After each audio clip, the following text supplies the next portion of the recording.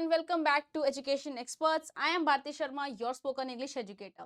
Today in this video, we are going to start a fresh topic which is based on clauses, right? So today in this video, we will be understanding the full topic related to clauses.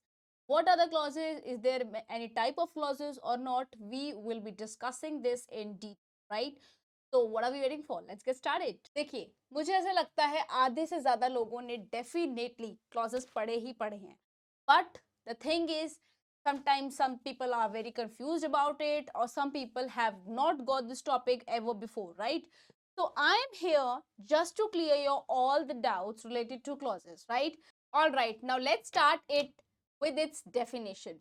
So definition of clauses says a clause consists of a subject and a verb and is the smallest grammatical unit that expresses a thought. तो basically क्या होता है clause? Clause जो है सबसे छोटी unit, grammatical की सबसे छोटी यूनिट को कंसीडर करता है, जिसमें आपके आते हैं क्या? सब्जेक्ट और वर्ब। ये दो चीजें आनी ही चाहिए। जैसा मैंने आपको सेंटेंस में बनाया था कि सेंटेंस क्रिएट करने के लिए हमें तीन चीजों की जरूरत है, क्या? Subject, verb and object. वो होते क्या क्या है मैंने वो भी डिटेल में समझाया था। अगर नहीं देखी है तो पहले प्लीज वो वाली वीडियो देखिए। चलिए अब आगे समझते हैं। अब क्या मैंने बोला कि क्लॉज कंसिस्ट करता है सब्जेक्ट को, वर्ब को, और सबसे छोटी यूनिट है ये ग्रामर की, ठीक है, जो कि दैट एक्सप्रेसेस अ थॉट। क्या एक्सप्रेस करती है? एक थॉट को एक्सप्रेस करती है। तो बेसिकली सब्जेक्ट और वर्ब को जब हम आपस में जोड़ देते हैं तो एक कंप्लीट थॉट निकल के आता है, और उसी को कहते हैं क्या? क्लॉज, ठीक है। मैंने बोला फॉर एग्जाम्पल आई ईट, आई ईट, मैं खाना खाती हूँ। क्या इस सेंटेंस से आपको सब क्लियर हो गया? आपको इतना तो समझ में आ गया कि मैं खाती हूँ, ठीक है। अब आगे सवाल ये है कि क्या खाती हूँ क्या नहीं खाती हूँ। अगर दिमाग में क्वेश्चन आता है तो वो एक डिफरेंट टाइप का क्लॉज है। अगर नहीं आता है, आपको लगता है ये कंप्लीट थॉट को एक्सप्रेस कर रहा है, तो वो एक डिफरेंट टाइप के क्लॉज में आता है। वो हम पढ़ेंगे डिटेल में, ठीक है। Next one is Sharon speaks. Sharon बोलता है, सिंपल, कंप्लीट थॉट एक्सप्रेस कर रहा है, मेरे अकॉर्डिंग बिल्कुल कर रहा है। तो ये हो गया आपका क्लॉज। चलिए अब क्लॉज को एक सेंटेंस में कैसे करते हैं। In its simplest form a clause in grammar is a subject plus a verb. Clear? यही मैंने आपको समझाया। क्लॉज क्या है? एक सब्जेक्ट और वर्ब को जब आपस में मिला देते हैं वही होता है। सिंपलेस्ट फॉर्म में अगर कहें क्लॉज क्या है ग्रामर में, तो सब्जेक्ट और वर्ब का जो मिलना जुलना होता है उसी को कहते हैं clause. The subject is the entity doing the action of the sentence and the verb is the action that subject completes. Basically जो सब्जेक्ट काम कर रहा है उसे कंप्लीट करता है वर्ब, और इन्हीं के उसको बोलेंगे clause. A clause creates a complete thought, an idea और statement that can stand alone. एक ऐसा आइडिया या एक ऐसी स्टेटमेंट जो एक अकेली खड़ी हो सकती है, जिसे किसी और सहारे की जरूरत नहीं पड़ती है। अब ये सहारा वर्ड यूज कर दिया, ये क्या चीज है? चलिए आगे समझते हैं। अब समझते हैं क्लॉज के टाइप्स कितने होते हैं। There are two types of clauses. First one is independent and second one is dependent, right? एक एक करके हम दोनों को समझेंगे। उससे पहले मैं ये बता दूं, इंडिपेंडेंट क्लॉज का एक और नाम है जिसको हम कहते हैं मेन क्लॉज, और डिपेंडेंट क्लॉज का एक और नाम है जिसको हम कहते हैं सबऑर्डिनेट। क्लियर? चलिए अब आगे बढ़ते हैं, एक एक करके इन दोनों को समझते हैं। चलिए सबसे पहले हम बात करते हैं इंडिपेंडेंट क्लॉज की। What is independent clause? A independent clause can stand alone in a sentence. It contains a subject and a verb in its smallest form. A clause may also include modifiers and a verb predicate.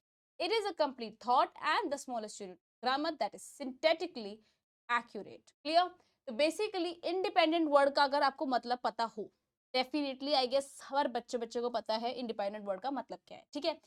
तो independent word जिसका मतलब क्या है? आजादी, right? Independent का मतलब आजादी। आजादी मतलब जो किसी के ऊपर डिपेंड नहीं है, उसे किसी भी चीज की जरूरत है ही नहीं, वो अकेला ही काफी है। उसे मतलब लोगों को मे भी उसकी जरूरत होगी, लेकिन उसे किसी की जरूरत नहीं है, उसी को हम कहेंगे क्या? इंडिपेंडेंट। और यहाँ पर भी हम यही बात कर रहे हैं कि इंडिपेंडेंट का मतलब जिसे किसी और सहारे की नीड नहीं है, जो किसी और पर डिपेंड नहीं करता है, उसे हम कहते हैं इंडिपेंडेंट। तो यहाँ पर ये मैंने यही बताया पहली लाइन में, N independent clause can stand alone in a sentence. वो अकेला खड़ा हो सकता है एक सेंटेंस, ठीक है। इसमें क्या क्या आते हैं? इसमें आते हैं आपके सब्जेक्ट और वर्ब। ऐसे सब्जेक्ट और वर्ब जब वो दोनों मिले तो एक कंप्लीट थॉट निकले, जिसकी वजह से उसे किसी और चीज की जरूरत ना पड़े। किसी और चीज से यहाँ मेरा मतलब क्या है, जैसे किसी ऑब्जेक्ट की नीड ना पड़े, सब्जेक्ट और वर्ब ही आपस में कंप्लीट थॉट दे दे, उसी को हम कहेंगे क्या, इंडिपेंडेंट क्लॉज। चलिए एग्जांपल देख लेते हैं कुछ। मैंने बोला आई टीच, मैं पढ़ाती हूँ। क्या मुझे सेंटेंस में किसी और चीज की जरूरत है? सिंपल सी बात है, मैंने बोल दिया ना, मैं पढ़ाती हूँ, आई टीच, सिंपल। ठीक है। रीटा डांस करती है, क्या इस सेंटेंस को किसी और चीज की जरूरत है? I don't think so. Birds fly, birds, क्या इस सेंटेंस को किसी की जरूरत नहीं? तो यही सेंटेंसेस, यही वर्ड जो सब्जेक्ट और वर्ब, ये जो आपस में मिल रहे हैं, इन्हें किसी और चीज की नहीं है, इसी को हम कंसिडर करते हैं क्या, इंडिपेंडेंट। चलिए आगे बढ़ते, चलिए अब समझते हैं डिपेंडेंट क्लॉज क्या होता है। डिपेंडेंट का मतलब ही वही क्या हो गया, जो किसी ना किसी पे निर्भर करता है, जो किसी ना किसी के सहारे की जिसको जरूरत पड़ती ही पड़ती है, उसे हम कहते हैं dependent, right. Dependent clause contains subject and verb. मैंने तो इंडिपेंडेंट भी यही लाइन बोली थी, तो डिफरेंस क्या है? डिफरेंस अब आएगा। However, they cannot stand alone as dependent thought। जैसे कि इंडिपेंडेंट थॉट जो है वो अकेले खड़े हो सकते हैं, इस तरीके से डिपेंडेंट थॉट कभी भी अकेले खड़े नहीं हो सकते, उन्हें किसी ना किसी चीज की जरूरत डेफिनेटली पड़ेगी ही पड़ेगी। They must be joined with an independent clause to be grammatically correct. Dependent clause को इंडिपेंडेंट क्लॉज की नीड पड़ सकती है ताकि वो अपने आप को ग्रामेटिकली करेक्ट कर सके। ठीक है। तो एग्जांपल, अब मैं एग्जांपल जो मैंने अधूरे ही लिए हैं, अब आप मुझे बताएंगे कि क्या ये सही है, क्या इस सेंटेंस को आगे किसी और चीज की है या नहीं है। When the president arrives, is this the simple, is this sentence complete? मैंने बोला जब प्रेसिडेंट पहुंचे, तो क्या आपके दिमाग में सवाल नहीं आया? तो क्या, अगर प्रेसिडेंट पहुंचे तो क्या हुआ, आया ना दिमाग में सवाल। इसीलिए इसको बोला गया है कि ये क्या है, dependent. Next up we have is because I can't wait, क्योंकि मैं बस का वेट नहीं कर सकती। ठीक है, इसीलिए इसको बोला क्या, डिपेंडेंट क्लॉज। क्यों? बिकॉज, क्योंकि मैं बस का वेट नहीं कर सकती हूँ, तो क्या, ठीक है, आ रहा है ना सवाल। As if he knew what was going to happen, हाँ, जैसे कि उसको पता था कि क्या होने वाला है। Complete. Then his sister can, की सिस्टर कर सकती है, question mark. whenever I travel, क्या ये सेंटेंस कंप्लीट है? All of these sentences are definitely not complete. They must need any independent clause to complete themselves. That is why this is called dependent clause. अब dependent clause के भी further 3 types होते हैं। कौन से होते हैं? पहला होता है noun clause. Second up we have is adjective clause. Last one we have is adverbial clause. Again with me, noun clause, adjective clause, and adverbial clause. These 3 clauses, and let me remind you again, it is not adjective, it's adjective, adjective, clear? लगता है sound में कि D बोला है, but ऐसा नहीं। ठीक है, चलिए यहां तक आपको क्लियर हो गया। अब एक एक करके इनको भी चलिए सबसे पहले समझते हैं नाउन क्लॉज को। A noun clause is a type of dependent clause that acts as a noun in sentence. ठीक है, नाउन क्लॉज क्या है? ये एक टाइप है डिपेंडेंट क्लॉज की जो एक्ट करता है कैसा, नाउन के जैसा, किसमें, sentence. A noun clause will always contain a subject and a verb. Noun clause भी क्या contain हमेशा करेगा, एक subject को और एक verb को। However, it cannot stand alone as a complete thought. जबकि वो एक पूरा complete thought express कभी भी नहीं कर पाएगा, अकेला खड़ा कभी भी नहीं हो पाएगा। ठीक है, चलिए एग्जाम्पल देख लेते हैं। मैंने बोला I remember, याद है, क्या सवाल दिमाग में आया? सवाल क्या? I remember what you said yesterday. अब ये पूरा का पूरा complete। What you said yesterday जोड़ते ही पूरा सेंटेंस क्या होता है, complete. I remember what you said yesterday, मुझे याद है कल जो तुमने मुझसे कहा था। ठीक है, the noun clause is acting as the object of this sentence. Noun clause कैसे act कर रहा है? As the object of the sentence. In the noun clause, you said is the subject plus verb. This creates the clause a subject plus a verb. However, what you said yesterday cannot stand alone. What you said yesterday कभी complete नहीं हो सकता, इसे ही independent clause की जरूरत थी। तो आई यानी सब्जेक्ट, रिमेंबर यानी वर्ब, इन दोनों ने आपस में इसको जोड़ के पूरा का पूरा कंप्लीट कर दिया। therefore must be paired with an independent clause, right? चलिए, I'm not interested in whatever you say. I thought what she wore was so chic. Chic मतलब जो बहुत फैशनेबल है, जो बिल्कुल ट्रेंड के साथ चल रहा है उसको, ठीक है? I thought what she wore was chic.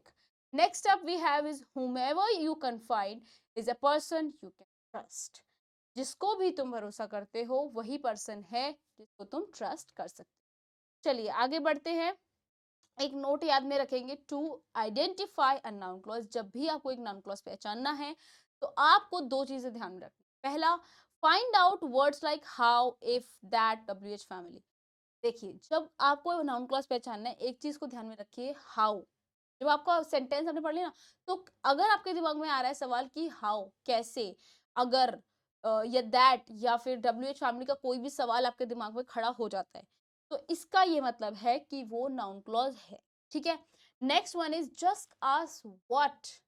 अगर दिमाग में आ रहा है व्हाट, तो मतलब ये नाउन क्लॉज है, ठीक है? अगर मैं दोबारा सेंटेंस को देखूं, I am not interested in whatever you say, right? I am not interested, किस में इंटरेस्टेड नहीं हो, आ रहा है ना दिमाग में सवाल, किस में इंटरेस्टेड नहीं हो, व्हाटएवर यू। आई थॉट, मैंने सोचा, क्या सोचा? व्हाट शी वोर was such. whomever you confide is a person you can. तो आई होप यहाँ तक आपको क्लियर हो चुका होगा। चलिए, next up we have in the series is adjective clause. Adjective clause is also called as relative clause. पहली बात, उसे बोलते हैं एडजेक्टिव, और उसके साथ इसको एक और नाम देकर हम बोल सकते हैं, that is relative, not relative, that is relative clause. चलिए, an adjective clause or relative clause modifies nouns and pronouns and they come right after the nouns they modify, right? तो ये क्या मॉडिफाई करते हैं? नाउन्स को और pronounce को, और ये हमेशा नाउन या प्रोनाउन के बिल्कुल बाद में आएंगे। they usually begin with relative pronoun। ज्यादातर जो बिगिन करते हैं ये किससे बिगिन करते हैं? relative pronoun से। they generally ask questions such as which और what type of। ज्यादातर ये जो सवाल करते हैं which और what type of, ये दो तरीके के सवालों को लेते हैं। रिलेटिव प्रोनाउंस की लिस्ट, रिलेटिव प्रोनाउंस मैंने आपको पहले ही पढ़ा है, वो याद करवा देती हूँ दोबारा कि कौन से होते हैं। जिन सेंटेंसेस में आते हैं दैट, वेयर, हु, हुम, विच, वो होते हैं आपके रिलेटिव प्रोनाउंस। रिलेटिव एडवर्ब्स होते हैं जहां आते हैं आपके व्हेन, वेयर एंड व्हाई। चलिए एग्जांपल देखते हैं। The man whom the man whom you saw at the store committed a robbery। जिस आदमी को तुमने देखा था, अब तुमने चाहिए यहाँ पे, ये है रिलेटिव आपका प्रोनाउन, ठीक है? The man whom you saw at the store committed a robbery। जिस आदमी को तुमने देखा था उसने चोरी डाका डाला है, ठीक है? The adjective clause describe the boy. यहाँ पर किसको डिस्क्राइब कर रहा है? The boy. It contains a subject and a verb, right? Then you saw ये आपका दिखा रहा है, ठीक है? However it can not stand alone as a complete thought, जबकि एक कंप्लीट थॉट की तरह अकेला खड़ा नहीं हो सकता। whom you saw at the robbery is not a complete statement। अगर मैं सिर्फ इतना बोलती हूँ whom you saw at the robbery, क्या ये सेंटेंस कंप्लीट होता? नहीं होता। हमने इसको और इंडिपेंडेंट क्लॉज के वर्ड्स दिए हैं, इसीलिए ये कंप्लीट हो पाए, ठीक है? चलिए, आई होप यहाँ तक समझ में आया। चलिए अब इसी में देखते हैं, the store that the boy robbed is on the corner. वो स्टोर जिसमें उस लड़के ने चोरी की थी, वो कहाँ पर है? कॉर्नर में। अब यहाँ पे हम पर्टिकुलरली उस स्टोर के बारे में बात कर रहे हैं जिस स्टोर में उस लड़के ने चोरी करी थी, वो कहाँ है? कॉर्नर पे। The corner of the street where my family lives is surrounded by investigators. I hope यहाँ तक आपको एडजेक्टिव क्लॉज और नाउन क्लॉज क्लियर है। अब पढ़ते हैं last but not, that is adverbial clause. All right, let's start with adverbial clause. Adverbial clause plays the role of an adverb in a sentence। ये कौन सा रोल प्ले करते हैं सेंटेंस में? एज अ एडवर्ब का। It begins with subordinate conjunction। ये subordinate conjunction के साथ शुरू होते हैं। कौन से होते हैं subordinate conjunctions? वो आगे पढ़ते हैं। They answer questions like how, when, where and why। ज्यादातर ये किन सवालों का जवाब देते हैं? जब कभी किसी सवाल में आता है how, when, where and why, ठीक है? अब देखते हैं, it comes। सबऑर्डिनेट कंजंक्शंस कौन से होते हैं? सबऑर्डिनेट कंजंक्शंस होते हैं as, because, since, after, so that और इस तरीके के बहुत सारे। ये सबऑर्डिनेट कंजंक्शन क्या है? It comes at the beginning of the clause. ये कब आते हैं? बिल्कुल शुरू में आते हैं क्लॉज के। which makes it dependent to independent। जो ही इसको बनाता है डिपेंडेंट से इंडिपेंडेंट। ठीक है, अब देखते हैं कोऑर्डिनेट कंजंक्शंस कौन से होते हैं।